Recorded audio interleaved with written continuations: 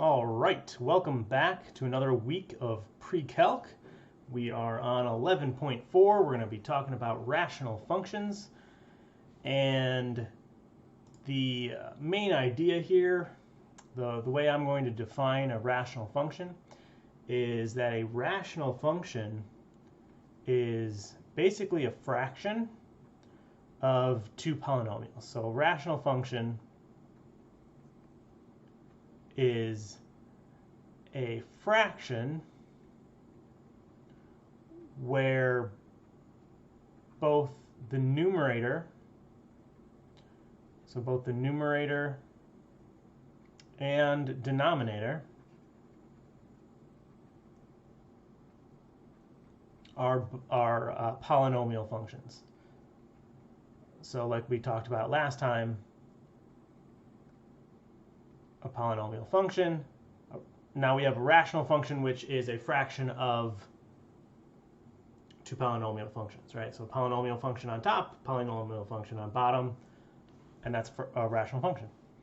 So the book here has a nice little example to start us off, because it talks about the cost of producing something, right? So suppose we're manufacturing something. If we have a cost function, well, naturally, if we produce more, then the cost would increase, right? And so that's kind of what they're showing here with this linear function. They're kind of showing that this function here, so we got our kind of like our startup costs, right? So 2.5 million is the startup cost, and then for every, in this case, gram of product produced, it costs $2,000, right? So as you produce more and more and more, your total cost is increasing by this linear function, okay? Now, what's going to change is if we want to talk about the average cost of producing a certain amount of goods. So if we were trying to figure out the average cost, well, average, we just divide by how many we're producing. So in this case, if we're producing Q, we're going to divide by Q.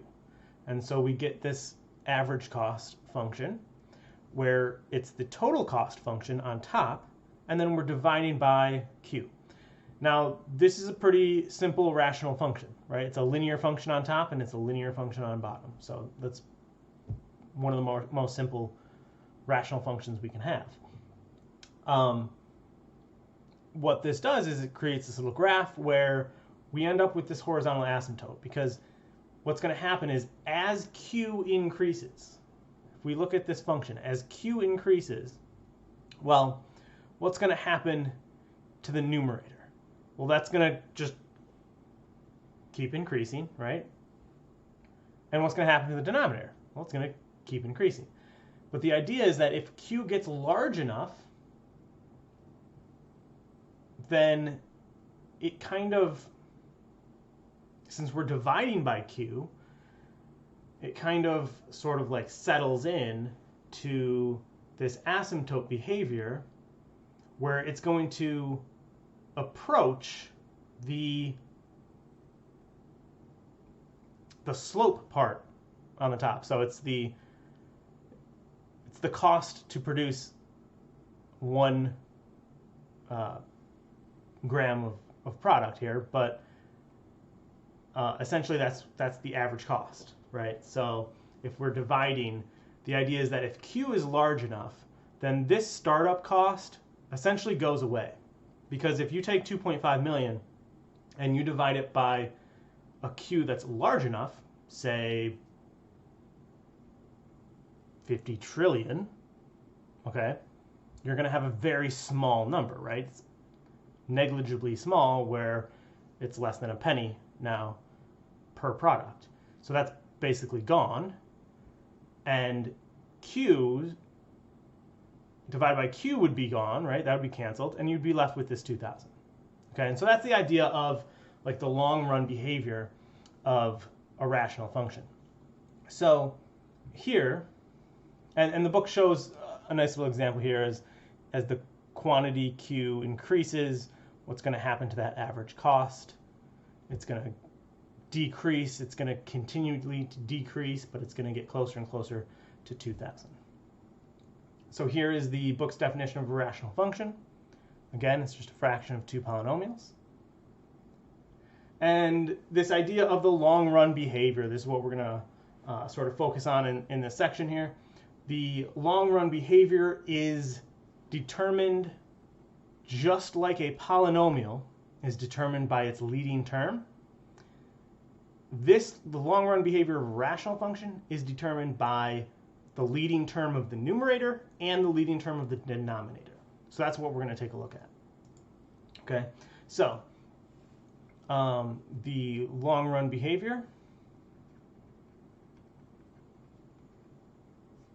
So in the long run, what we're going to do is we are going to just look at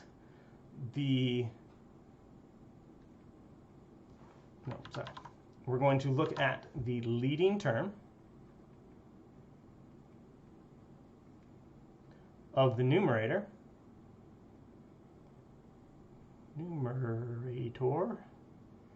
divided by the leading term of denominator.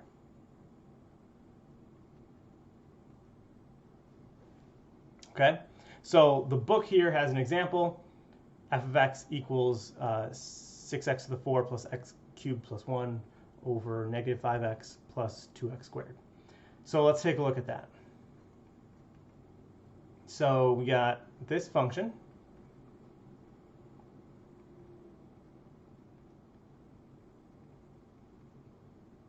And what we're going to say here is that this function has n behavior that is the same as, so it has the same n behavior as, well, what's the leading term of the numerator? The leading term of this numerator, look at the highest degree, would be 6x to the 4.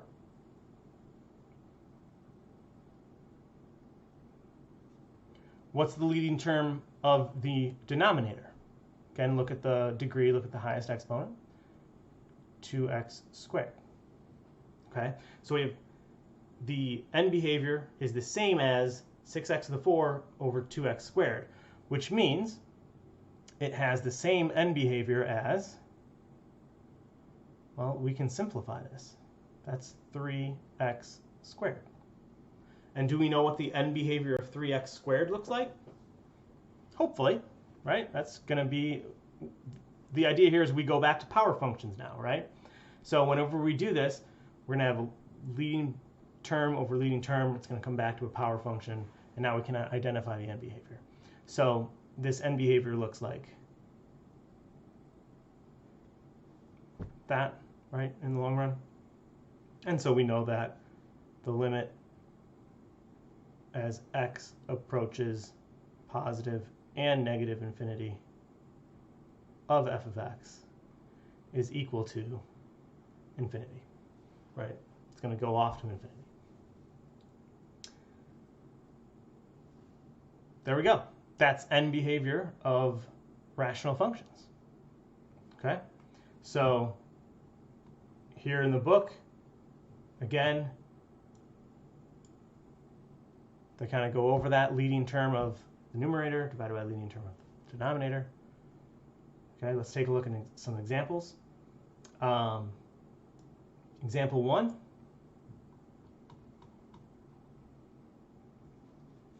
So another example here. R of x equals x plus 3 over x plus 2. And so for this n behavior, it has the same n behavior as, so in the long run, it's approximately equivalent to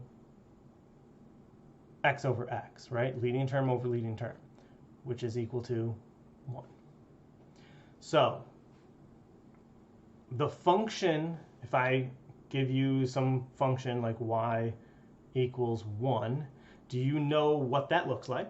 And do you know what the end behavior of that is? Well, yeah, that's just something that is a horizontal line at 1, right? And so as x approaches infinity, it goes to 1.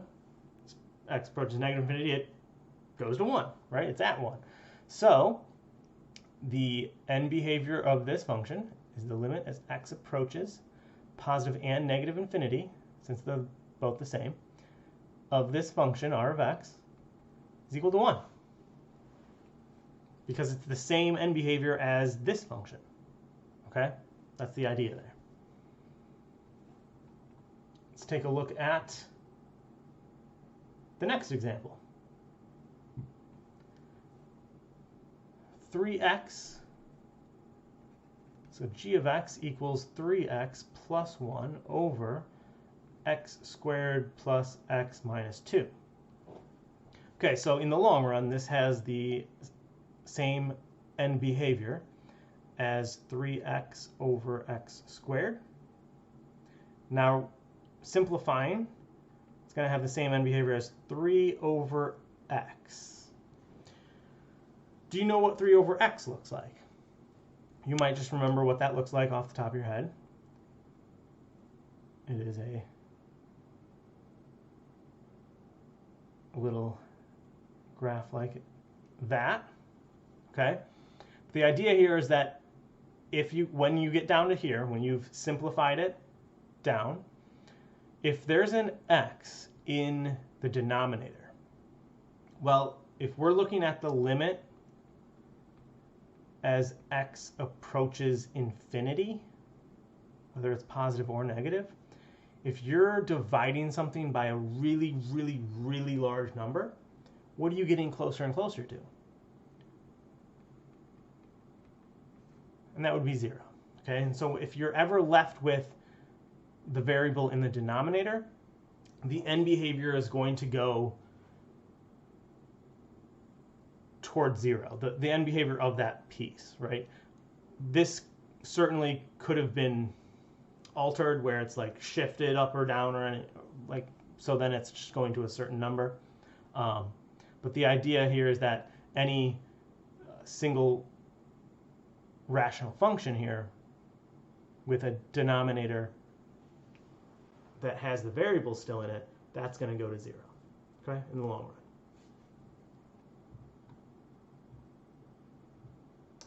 So that's pretty much what we're going to be talking about here for 11 point, whatever we're on, 4.